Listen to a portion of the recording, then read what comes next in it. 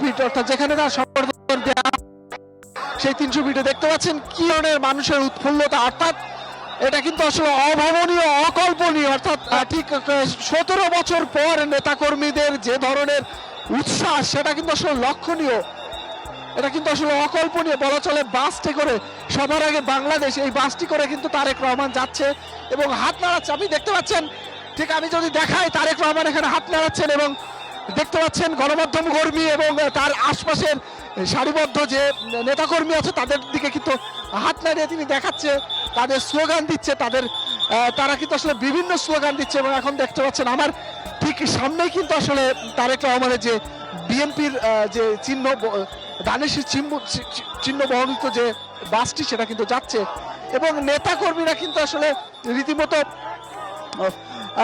রাস্তার দুই পাশ থেকে কিন্তু ছুটছে। অর্থাৎ এখন কিন্তু আসলে নেতাকর্মীরা আর শৃঙ্খলবদ্ধ নেই, অর্থাৎ যে যেভাবে পারছে সেভাবেই আসলে ছুটছে। এবং